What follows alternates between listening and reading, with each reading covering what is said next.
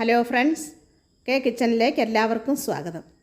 ഇന്ന് നമുക്ക് വളരെയധികം രുചിയുള്ളതും എളുപ്പം ഉണ്ടാക്കാൻ പറ്റുന്നതുമായ ചക്കയപ്പം ഉണ്ടാക്കാം. അതിനുവേണ്ടി നല്ലതുപോലെ പഴുത്ത ഒരു വരിക്കച്ചക്ക കുരുവും ചവണിയൊക്കെ കളഞ്ഞെടുത്തിട്ടുണ്ട്. ഇനി നമുക്കത് ചെറുതായിട്ടൊന്ന് അരിഞ്ഞെടുക്കാം. ഇനി ഒരു മുറി തേങ്ങ ചിരകിയത്, 100 ഗ്രാം ശർക്കര ചീകിയത്, 8-10 ഏലക്ക പൊടിച്ചത്, 1/2 കിലോ ഗോതമ്പ് പൊടി. ഇത്രയും സാധനങ്ങളാണ് നമുക്ക് ആവശ്യമായിട്ടുള്ളത്. ഗോതമ്പ് പൊടിയിൽ 1/2 ടീസ്പൂൺ ഉപ്പ് ചേർത്ത് കൊടുക്കാം. എന്നിട്ട് കുറേശ്ശെയായി വെള്ളം ചേർത്ത് നമുക്കതൊന്ന് മിക്സ് ചെയ്യാം. അരിപ്പൊടിയേക്കാൾ സ്വാദും മയവും ഗോതമ്പ് പൊടി കൊണ്ട് നമ്മൾ ചക്കയപ്പം ഉണ്ടാക്കുമ്പോഴാണ്. അതിനാണ് നല്ല ടേസ്റ്റ് ഉള്ളത്. ഇനി നമുക്കതിലേക്ക് നമ്മൾ ചിരകി വെച്ചിരിക്കുന്ന തേങ്ങ ഇട്ട് കൊടുക്കാം. അതിനുശേഷം നമ്മൾ ചെറുതായിട്ട് അരിഞ്ഞു വെച്ചിരിക്കുന്ന ചക്കപ്പഴം അതിലേക്ക് ചേർത്ത് കൊടുക്കാം. ഇനി ചീകി വെച്ചിരിക്കുന്ന ശർക്കര ചേർത്ത് കൊടുക്കാം. നമ്മൾ ചതച്ച് വെച്ചിരിക്കുന്ന ആ ഏലക്കാപ്പൊടി അതിലേക്ക് ചേർത്ത് എല്ലാം കൂടി നന്നായിട്ടൊന്ന് കുഴച്ചെടുക്കാം. ഈ വീഡിയോ ഇഷ്ടപ്പെടുകയാണെങ്കിൽ സബ്സ്ക്രൈബ് ചെയ്യണം, ലൈക്ക് ചെയ്യണം, കൂട്ടുകാർക്കെല്ലാം ഒന്ന് ഷെയർ ചെയ്ത് കൊടുക്കുകയും വേണം.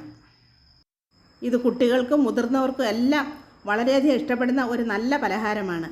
നമുക്ക് രാവിലെ ബ്രേക്ക്ഫാസ്റ്റിനും വൈകിട്ടത്തെ ചായയ്ക്കും ഒക്കെ കഴിക്കാം. ഇപ്പോൾ അത് നന്നായിട്ട് കുഴച്ചെടുത്തു. അതുണ്ടാക്കാൻ വേണ്ടി വട്ടയില, വയണയില, വാഴയില ഇത് 3 എടുത്തിട്ടുണ്ട്. ഇത് 3നും 3 ടേസ്റ്റാണല്ലോ. ഇനി നമുക്ക് ആ ഇലകളെല്ലാം നന്നായിട്ട് തുടച്ചതിന് ശേഷം അത് ഓരോ ഉരുളയായിട്ടെടുത്ത് ആ ഇലയിലേക്ക് വെച്ച് നന്നായിട്ടൊന്ന് പരത്തി കൊടുക്കാം. എല്ലാ വശത്തും ഒരുപോലെയുള്ള കനത്തിൽ അത് പരത്തിയെടുക്കണം. അപ്പോൾ എല്ലാ വശവും ഒരുപോലെ നമുക്ക് വെന്ത് കിട്ടും. ഇത് എല്ലാവരും ഒന്ന് ഉണ്ടാക്കി നോക്കണം. ഇപ്പോൾ ചക്കയുടെ സീസണൊക്കെ ആയതുകൊണ്ട് എല്ലാവർക്കും ഇത് ഉണ്ടാക്കാൻ വലിയ പ്രയാസമൊന്നും കാണത്തില്ല. വയണയിലയിൽ ഉണ്ടാക്കുമ്പോഴാണ് എനിക്കതിന് വളരെയധികം ടേസ്റ്റ് കൂടുതലായിട്ട് തോന്നുന്നത്. ഇപ്പോൾ വെക്കേഷനാണല്ലോ, അതുകൊണ്ട് ഞാൻ ഗുജറാത്തിൽ നിന്നും കേരളത്തിൽ എൻ്റെ വീട്ടിലേക്ക് വന്നിട്ടുണ്ട്. അതുകൊണ്ട് വട്ടയില പറിക്കാനും വയണയില പറിക്കാനും ഒക്കെ സാധിച്ചു. ചക്കപ്പഴം കൊണ്ട് ചക്കയപ്പം ഉണ്ടാക്കാനൊക്കെ സാധിച്ചത് അതുകൊണ്ടാണ്. ഇപ്പോൾ അതെല്ലാം ഉണ്ടാക്കി കഴിഞ്ഞു. ഇനി നമുക്കൊരു ഇഡ്ഡലി പാത്രം എടുക്കാം.